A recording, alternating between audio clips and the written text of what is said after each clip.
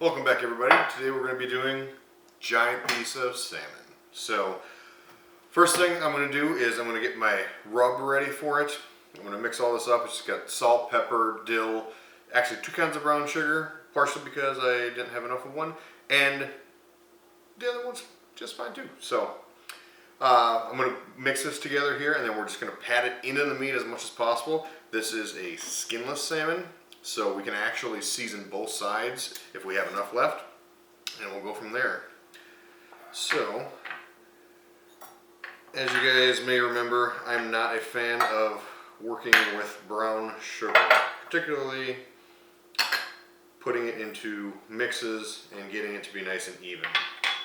So, what I'm going to try today is something a little bit different.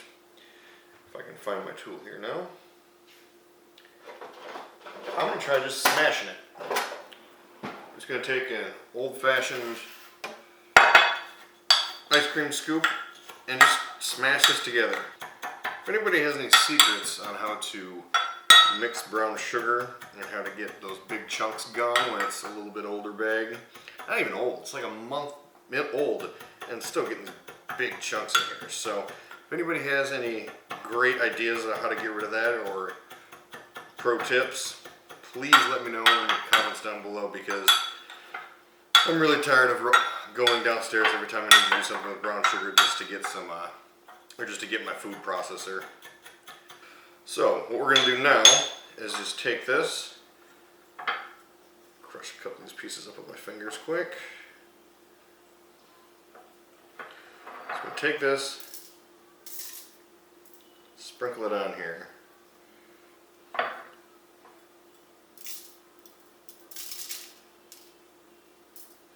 Just want to get a nice good covering.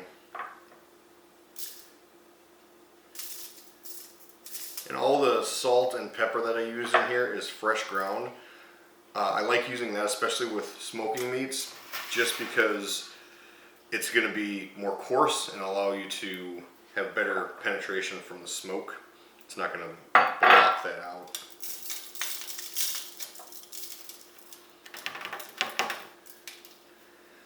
Once we're done seasoning this, ideally you want to let this sit in your fridge, just uncover, just let it soak in all the delicious seasoning here for about an hour. Fish doesn't take nearly as long as, say, beef to absorb. And you can be generous with this seasoning. Salmon is extremely flavorful fish already, so you're not going to overpower it with some of the seasoning. This is actually a recipe that I got from my uncle, so shout out to you, Tony. I appreciate you sending me the recipe. I've used it a couple times, but I actually lost it somehow. And so I went to go find it today to do this, and he was luckily able to get it to me in time so I could get this done. And thank you, Shelby, as well, for getting him to get it to send to me. You know what? Actually, as a little experiment, I'm going to leave this one end here kind of unseasoned on the bottom. And this is going to be our downside anyway. This is going to be our smoke side. So we'll just leave it and see if we get any different flavor out of that end, if it's better or worse or indifferent. Maybe we'll get a little extra smoke in there. Who knows? But I think we are good for now. So I'm going to go start the smoker and let this rest and do its thing. And I'll see you guys in a few minutes. Alright guys, we are up to temp, so we're going to throw this on. I'm going to put the bigger side again towards the heat, so that way we can try to get as much of an even cook as possible. It might be difficult with this big of a salmon. Like I said, I've never done this big one before, so it's going to be a bit of an adventure.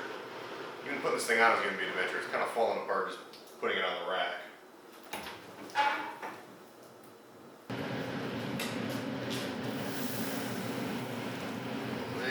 Nice. Perfect. So you can see we already got kind of a nice moisture content going on the outside there. That's the salt doing its job, drawing out the moisture. That will sink back into the meat. This is part of the reason why you want to leave your meat to sit for an hour or so. Once that moisture gets drawn out by the salt absorbs back into it, and then that moisture actually absolves back into the meat. So curl this up a little bit here. I don't want that piece getting too done. So we're going to set it here and leave it at 225 until we reach an internal temperature of about 140 degrees. Any higher than that, you start to dry out. So we want a nice, moist salmon if possible. And I'm going to take my temp probe here. Just going to stick it right in this thicker part. Just like that. And now we wait. Hey guys, all right, we got the the salmon smoking, so time to try some whiskey. So I got Basil Hayden's, however you want to say it. This is just their Kentucky Straight whiskey. Nothing real special about it, no special batch or anything like that, but I've heard good things about Basil Hayden's. And I really wanted to make the top, or keep the top from getting ruined here, because it's a beautiful looking bottle, but I just couldn't do it. So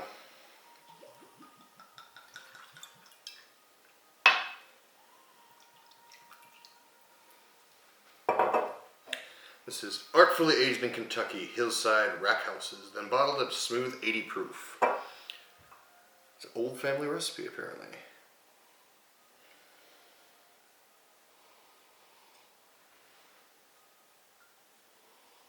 Smells good.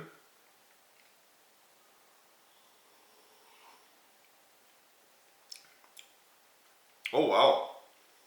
It's like a really, really strong vanilla flavor initially. Wow, it's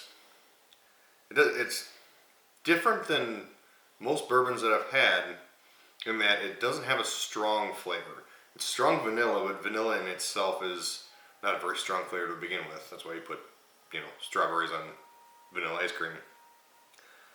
But that was, it was almost like there was nothing there. It was like tasting kind of a watered down whiskey.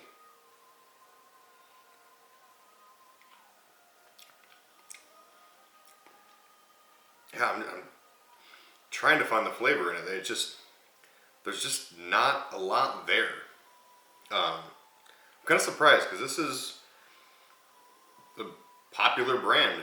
Actually, I chose this bottle in particular because I was at the store choosing between this and another, and a woman walked by and said, "Oh, you got to try that. That's really good." I said, "All right, you sold me."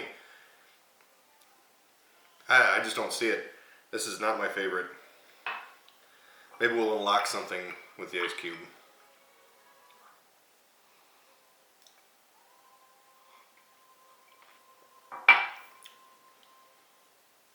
No. Nope. That's disappointing. This is by far the least favorite bottle I've bought so far, and this was like 35 bucks or 30 bucks at Costco. So it's, I don't know what it is at a regular liquor store, but probably 40 or 50, 45 maybe. So I would not spend the money on Basil Hayden's. Again, your choice in words there. Other than if you want a really cool looking bottle to stick on your shelf. Because that's probably where this is going to stay. Corked up. Not worth the money. Let's go check on some salmon. That'll taste better. Alright guys, we're just hit 140 degrees. I had to move the thermometer around a little bit, or the probe around a few times. I think I had it a little bit too shallow to begin with, but always make sure to double check with your instant read thermometers, so that way if you do have your probe in a bad spot or whatever the case may be, or if your probe's wrong, you're just getting that double check because you want your food to be safe. So we're going to open this up and pull it out. You're going to be very careful pulling this off. It's going to want to fall apart on you. This thing is very tender.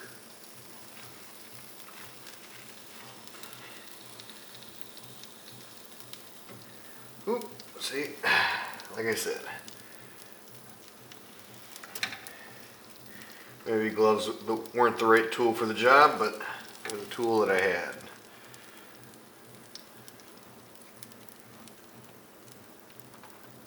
Get your hand to slide underneath it, that's the ticket. Alright, that little piece there. Oh. Oh baby, this is gonna be good. Alright, so we've let it rest for a few minutes, cool down a little bit. I actually prefer to eat my salmon when it's a little bit cooler. Even room temperature, or, man, best thing late at night, grab a piece out of the fridge when it's cold. Definitely take advantage of that. Little pro tip. So, I had to switch over to the Evan Williams because that stuff was, man, that was bad. Anyway, so we're gonna try a little chunk here. We're gonna try an end and an end, where this end we didn't season the bottom of it, so we'll try a little bit of this up here, and it just falls apart. Nice and flaky, but still juicy. If you like salmon, like the flavor of salmon, this gives you all of the flavor, a little bit of sweetness, a little bit of that dill just brings out all that extra flavor. A smoky aspect on top of it. Oh, I love salmon. By the way, I'm gonna eat all this. Not tonight. My family's gone. They're at a dance competition for the weekend. So that's when I get to make salmon, is when I'm alone, because I'm the only one that likes it. Anyway, so let's try a little piece off this end here.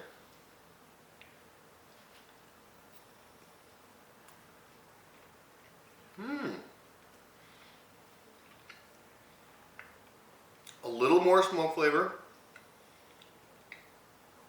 Yeah, I would say you do get a little bit extra flavor, or from the smoke at least.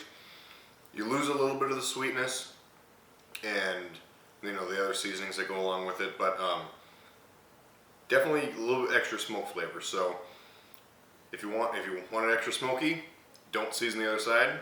If you like the extra sweetness and dill and pepper and everything like that, season the other side. It's a choose your own adventure game, guys. Just go out and do it. So I'm gonna sit down and eat this because I'm starving.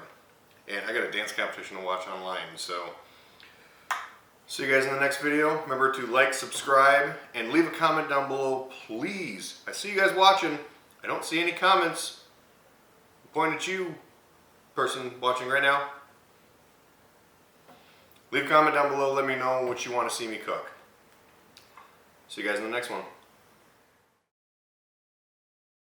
Yeah. He makes this weird thing of me every single video. Yeah. Because it's funny. No, it's not. I laugh. 4/5 quart. Yeah. Perfect.